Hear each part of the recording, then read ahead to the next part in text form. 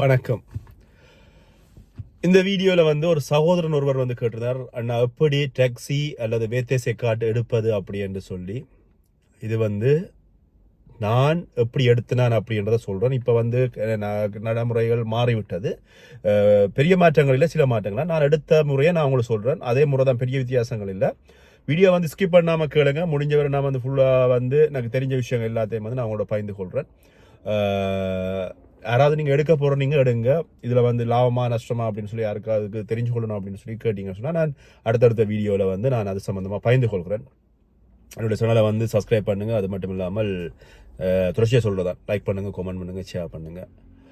வேத்தேசை card அப்படின்றது என்ன, அல்லது டாக்ஸி கார்டு அப்படின்றது வந்து என்ன அப்படின்னு சொன்னால், வேத்தேசைன்னு சொன்னால் வெஹிக்கிள், அதாவது வெஹிக்கிள்னு சொன்னால் கார், டி வந்து டிரான்ஸ்போர்ட், சே என்று சொன்னால் சோஃபர், அதாவது வந்து கார் வந்து டிரைவரோட அப்படின்றது தான் அதனுடைய அர்த்தம், வேத்தேசை கார்டினுடைய அர்த்தம்.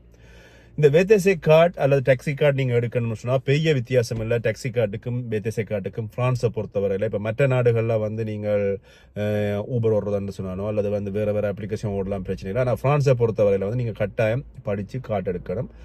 கார்டின மாதிரி வந்து நம்ம என்ன சொன்னால் நான் இதில் பின்ன போட்டு விடுறோம் பாருங்க. படித்து கட்டாயம் நீங்கள் கார்டு எடுக்கணும். இதுக்கு வந்து நடைமுறை என்ன அப்படின்னு சொல்லி பார்த்தீங்க சொன்னால், எப்படி எடுக்கிறது அப்படின்னு சொல்லி பார்த்தீங்கன்னா, இப்போ நீங்கள் ஃப்ரான்ஸை பொறுத்தவரையில் இந்த வாட்ஸ்அப் குரூப் அல்லது வைபர் குரூப்புகளை வந்து பார்த்தீங்க சொன்னால் போட்டிருப்பாங்க, நான் வந்து இந்த வேத்தேசை கார்டு எடுத்தாரேன், டாக்ஸி கார்டு எடுத்தாரேன், எங்களை கூட தொடர்பு கொள்ளுங்க அப்படின்னு சொல்லி. அதெல்லாம் வந்து உண்மையான காட்டுகள் இல்லை, அதுகள் வந்து கள்ள காட்டுகள். நீங்கள் வந்து அது வந்து நீங்கள் ஒரு ஊபரில் கொண்டு கொடுத்தீங்கன்னு சொன்னால் அந்த கார்டெலாம் வந்து எடுக்க மாட்டாங்க, டாக்ஸி கார்டு எடுக்க மாட்டாங்க, டாக்ஸியில் வேத்தேசை கார்டு எடுக்க மாட்டாங்க. ஆனால் உண்மையில் வந்து நீங்கள் எப்படி கார்டு எடுக்கணும் அப்படின்னு சொன்னீங்கன்னு சொன்னால் ரொம்ப கஷ்டமான விஷயம் இல்லை. நீங்கள் ஓரளவுக்கு ஃப்ரெஞ்சு மொழியை வந்து நீங்கள் புரிஞ்சு கொள்வீங்க, எழுத வாசிக்க தெரியுமாக இருந்தால் கஷ்டமே இல்லை. இந்த வேத்தேசை கார்டு, அதாவது வேத்தேசை கார்டு எடுப்பது வந்து கஷ்டமான விஷயம் கிடையாது. 7 பாடம் நீங்கள் படிக்கணும், 7 பாடம் படிக்கணும். நீங்கள் வந்து கூகுளில் போயிட்டு ஃபோமசியோ சென்டர் வேத்தேசே டாக்ஸி என்ன அப்படி அடிச்சிங்கன்னு சொன்னால் வரும். ஃபோமசியோ சென்டர்னு அடிச்சிங்கன்னு சொன்னால் நிறைய வரும். எனக்கு தெரிஞ்ச நிறைய பெரிய பெரிய சென்டர்கள் நிறைய இருக்கிறது. பெனியோலையில் இருக்கிறது, அதே மாதிரி நுய்டியில் இருக்கிறது, சுரேனில் இருக்குது. நீங்கள் உங்களுடைய வசதிகளை பொறுத்து. அதே மாதிரி தமிழகங்களுடைய லூபூஸில் இருக்கிறது, அதே மாதிரி பார்த்தீங்கன்னா சொன்னால் மொன்ட்ரோயில் இருக்குது. அப்படி நிறைய சென்டர் எல்லா இடமுமே இருக்குது. உங்களுக்கு வந்து சிபிஎஃப் அப்படின்ற அந்த காசு, சிபிஎஃப் காசு இருக்குன்னு சொன்னால் அதில் நீங்கள் படிக்கலாம், ஒரு பிரச்சனையும் கிடையாது.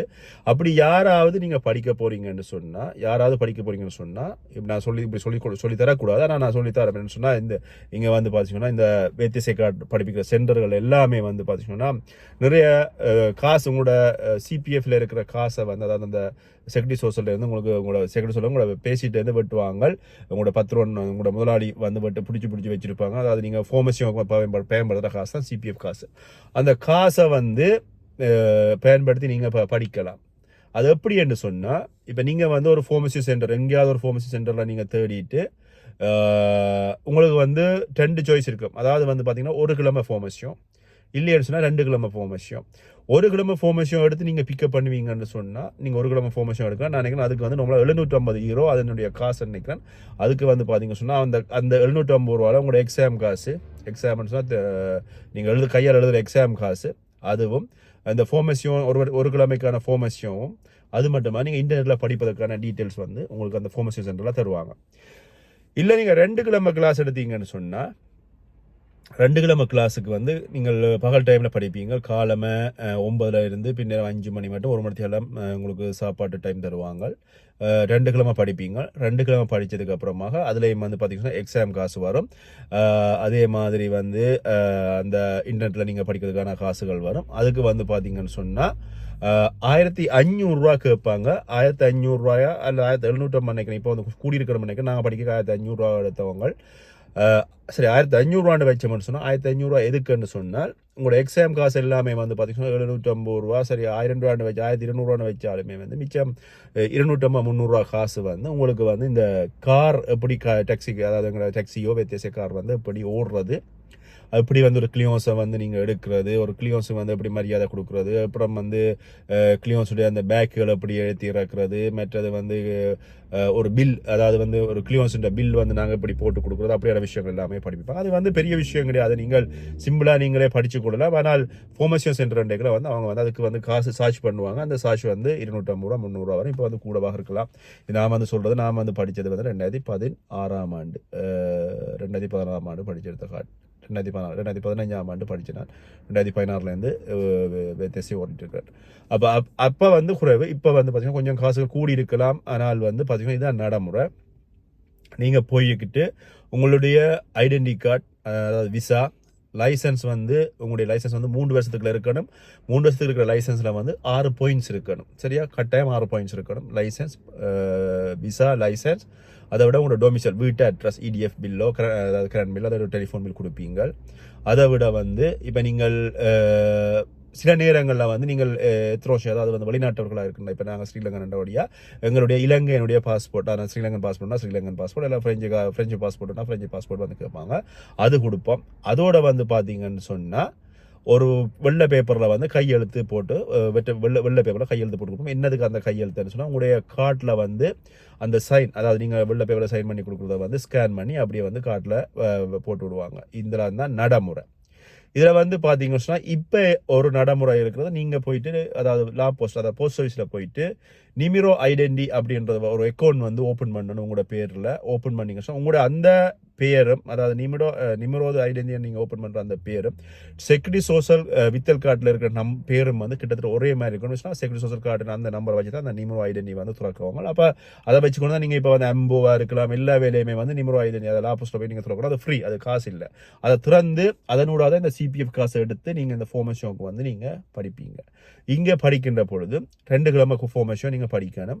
அநேகமாக இந்த ஃபார்மேஷன் சென்டரில் வந்து பார்த்தீங்கன்னா உங்களுக்கு மொழி அறிவு ஓரளவுக்கு இருந்துச்சுன்னு சொன்னால் ஓகே. இல்லை, நான் மொழி அறிவு இல்லை அப்படின்னு சொன்னால் உங்களுக்கு பாடமாக்குற தன்மை கூடவா இருக்க வேண்டும்.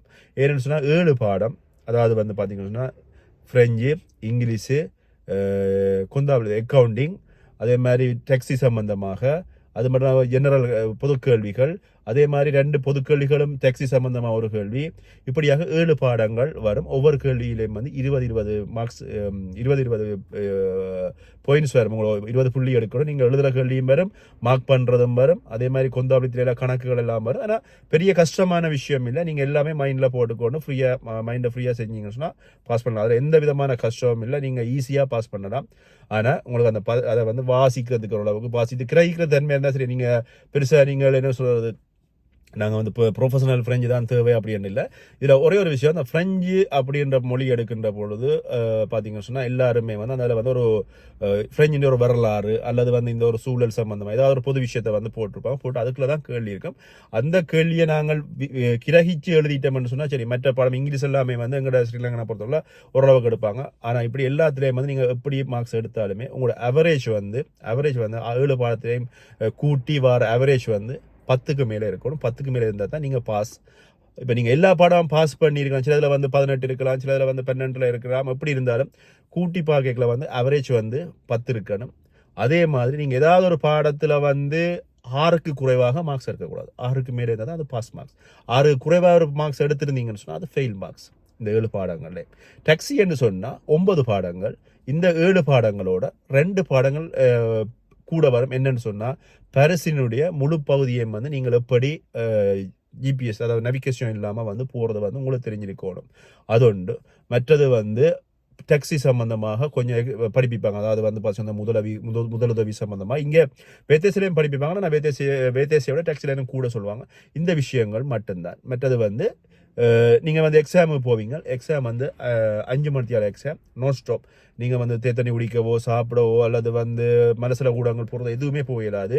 உங்களோட தொலைபேசி எடுக்க இயலாது. வெளியில் தொலைபேசியெல்லாம் உள்ளுக்கு இருக்கணும், சைலண்டில் இருக்கணும். நீங்கள் அப்படி ஒரு தரம் நீங்கள் தொலைபேசி ஏதாவது எடுத்து நீங்கள் ஏதாவது ஒரு மாறாட்ட வேலை செஞ்சீங்கன்னு சொன்னால் நீங்கள் 5 வருஷத்துக்கு வந்து டாக்ஸி வேத்தேசை எழுத இயலாது.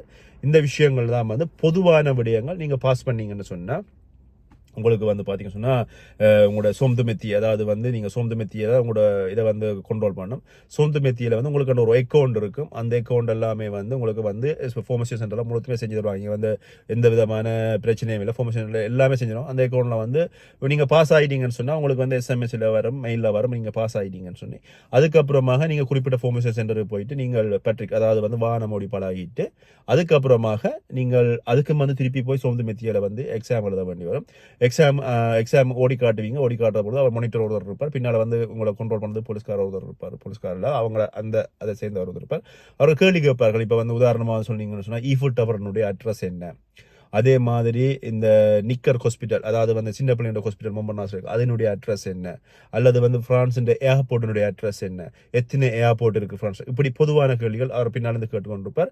நீங்க வந்து வெத்தேசையை பொறுத்தவரை வெத்தேசைக்கு கார் ஓட போறீங்கன்னு சொன்னா நீங்க வாய்ஸ், அதாவது இந்த நார்மல் நவிகேஷன், அதாவது வாய்ஸ் அதுல வந்து நீங்க எல்லாருமே பிரான்ஸ் ஓடுவார்களா, அந்த வாய்ஸ்ல தான் நீங்க வந்து அட்ரஸை போட்டு ஓட போறீங்க. அது பெரிய பிரச்சனை கிடையாது. ஓடேக்குல வந்து இந்த ரோட்டினுடைய லோ, அதாவது வந்து பாத்தீங்கன்னா ஸ்டாப் பண்ண ஸ்டாப் இருக்கணும், பியத்தோ நடபாதின்னு சொன்னால் அதுக்குரிய மரியாதை கொடுக்கணும், வலது இடத்தை வந்து பார்த்து விடணும். இதெல்லாமே வந்து சரியாக பார்த்து நீங்கள் ஓடினீங்கன்னு சொன்னால் சரி, அவ்வளோதான் பாஸ். அதுக்கப்புறமாக உங்களுடைய கார்ட் வந்து நீங்கள் வந்து அந்த நான் ஏற்கனவே சொன்ன அந்த உங்களுடைய பேரில் இருக்கிற ஒரு சிஎம்ஆவால் துறக்கப்பட்ட ஒரு அக்கௌண்ட் இருக்கும். அந்த அக்கௌண்ட்டில் தான் நீங்கள் ஆர்டர் பண்ணுவீங்க. ஆர்டர் பண்ணிங்க சொன்னால் கிட்டத்தட்ட 3 மாதத்துலேருந்து 3 மாதம் அல்லது 4 மாதத்துக்குள்ள உங்களோட கார்டு வந்துடும்.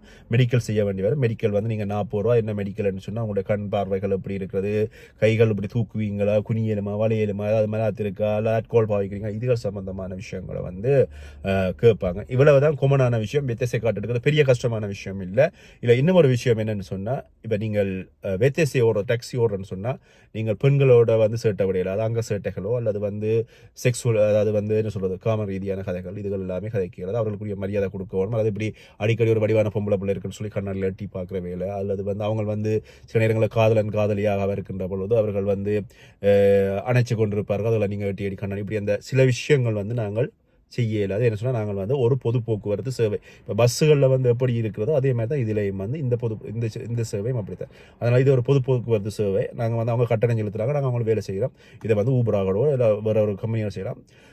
இது சம்பந்தமான விஷயங்கள் இவ்வளவு தான். மேலதிகமான விஷயங்கள் யாருக்காவது தேவை அப்படின்னு சொன்னால் கமெண்ட் பண்ணுங்க, நான் பார்த்துட்டு அடுத்தடுத்த வீடியோவில் வந்து நான் முடிஞ்சது தரேன். என்ன சொன்னால் எடுத்து வைக்க விரும்புபவர்கள் கார்டு எடுத்து வைங்க, பிரச்சனை இல்லை.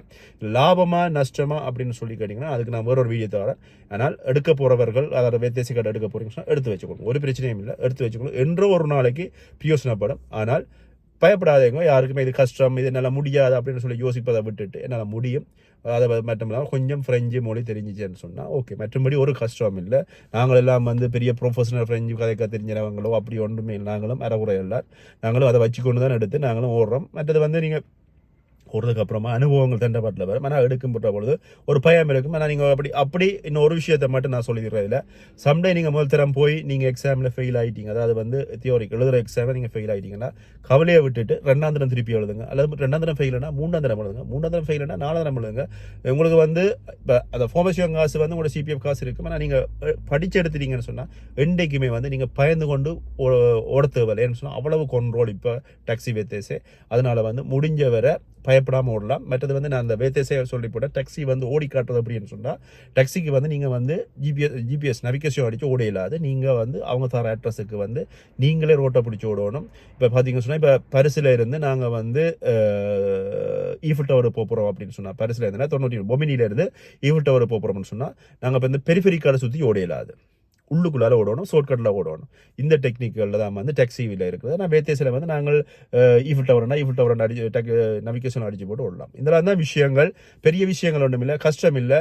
யாராவது படிக்க போறீங்கன்னு சொன்னால் கேளுங்க, படியுங்க, சந்தோஷமாக காட்டெடுங்க. அதுக்கப்புறமா உழைக்கிறது லாபமா நஷ்டமா அப்படின்னு சொல்லி யாரும் அதை கேட்டீங்கன்னு சொன்னால் அது சம்மந்தமாக நான் இன்னொரு வீடியோவில் தெளிவாக தரேன். ஓகே, நன்றி, வணக்கம்.